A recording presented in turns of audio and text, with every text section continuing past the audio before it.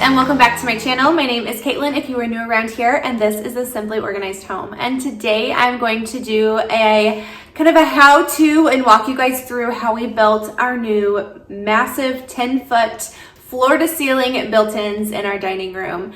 I shared a post over on Instagram. If you're not following me over there, I will make sure to link that down below. And a bunch of you asked me, can you please film a video? Can you please show us how you did this? And you asked, and so I'm going to try and walk you through the process of how we built this. I will say it was a month-long process from start to finish. And that was just kind of working a couple long weekends and then maybe just little bits here and there through the week. We both work, my husband and I, we have 2 kids, we have busy schedules, so this is not something that we could just whip out in a weekend. It's definitely a longer project. So, without further ado, I'm going to walk you through the steps that we took to build this massive, beautiful built-in. So we started building this with just standard base cabinets from Lowe's. We got the 30-inch base cabinets and got 4 of them, so that created a 10-foot long built-in wall. We attached them together and to the wall using just long standard screws. And then we used 1/4 inch sanded birch plywood panels to the exposed ends of the cabinets to give it a more finished look. You can use any other 1/4 inch decorative panel that you like, whether that be shiplap or beadboard or anything. We just chose to go with a standard flat decorative panel. At this point, we worked to create the countertop. We used 2 2x12s and 1 2x8 to create our top. This gave us about a 2-inch gap or overhang on the front, and then we cut the board so that we would have a 1.5-inch overhang on the ends. So basically we cut the boards 3 inches longer than they needed to be for the 10-foot long cabinets. Before attaching the top, I did go ahead and paint the cabinets, the doors, and the drawers with 1 coat of primer and 2 coats of paint. I used the Alkyd paint that I use that's made specifically for kitchen cabinets, and I get that from Home Depot, and it is part of the Bayer line. I always paint everything in the color Polar Bear from Bayer. Anything in my house that is white that you see is that color. So if that's something that you guys have been curious about, I will leave a link with that color down below, or just kind of type that out for you guys so that you remember. I did have to add shelves to the cabinets because the cabinets that we cut were really basic, and so they needed shelves because it was just kind of one big open box with no shelving inside. And so to add some more functional storage, I created shelves just using 1x2s as supports on the side, and then 1x12s. I had to use 2 going back because the cabinets are about 24 inches deep. My husband also used a 2x4 along the bottom of the cabinets to kind of build out that kick plate that is standard for kitchen cabinets, and then added a 4.25 inch piece of trim all the way around the base to give it a more custom built-in look so that it doesn't look like kitchen cabinets, but instead more of a built-in in our dining room. So at this point, the cabinet looked kind of like a standard built-in without anything on top. And so it was functional for us. We were able to kind of start adding things inside the cabinets and using it, which was really nice because that got some of the stuff up off the floor, which was really good. But it was time to start working on the shelving part, which is the top part up here. So we went to Home Depot and we got the 3/4 inch sanded plywood that are the 4x8 sheets, and we had them cut them at Home Depot for us because they will do that for free. Sometimes they charge you 25 cents. I've never had them charge me, and I have had them cut a lot of boards. So I had them cut them long ways at 16 inches, so we were able to get 3 8-foot long boards out of 1 panel. And to build all of this, we did get 3 panels cut like that, but we only used a little bit over 2. So we kind of changed our design a little bit halfway through. So now we have a little bit extra wood, which is totally fine because I'm sure I will find a project to use it for.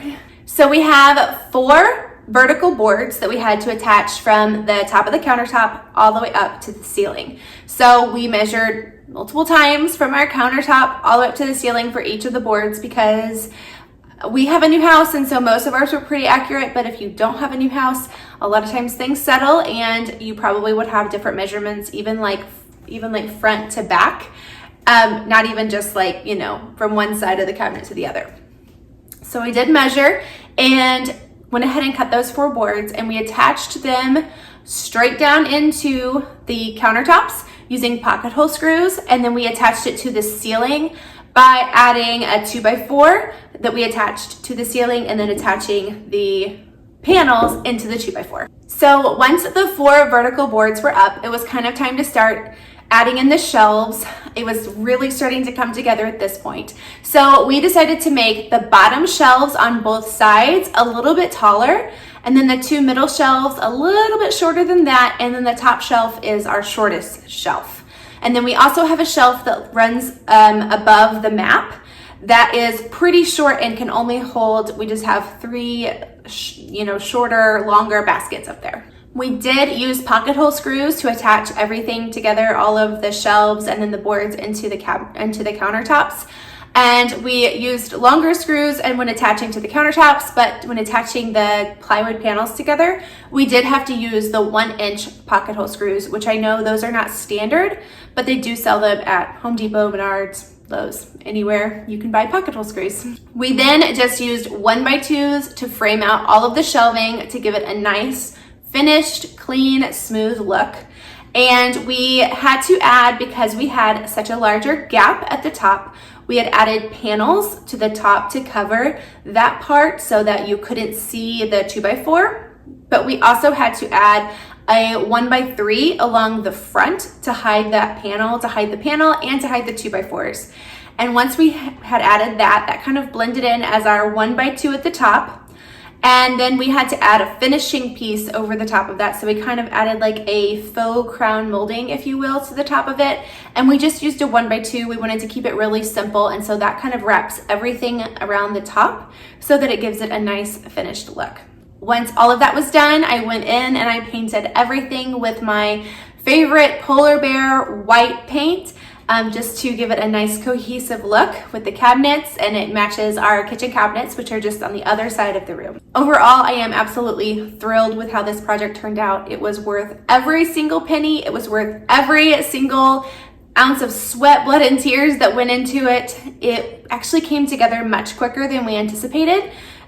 Usually projects, I don't know if you guys are like this, but generally we will anticipate a project taking like, half the time that it really does. Things always take so much longer for us, and this one actually turned out to take quite a bit shorter amount of time, so we were really thrilled with that.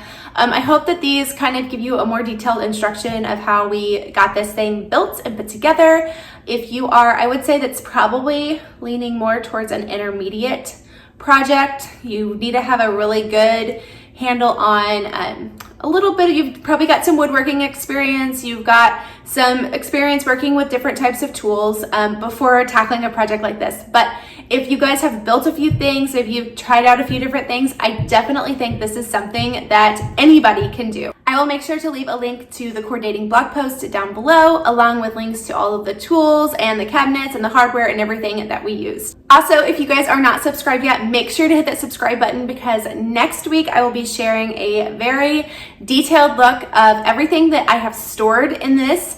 This is actually our homeschool space. We are a homeschool family and we homeschool in our dining room. And so it has been absolutely perfect to store almost everything that we need on a daily basis. So I will give you guys a detailed look inside all the cabinets and drawers and shelves and everything. So if you are not subscribed, make sure to hit that subscribe button, and I will see you guys in my next video. I hope you guys have a great day.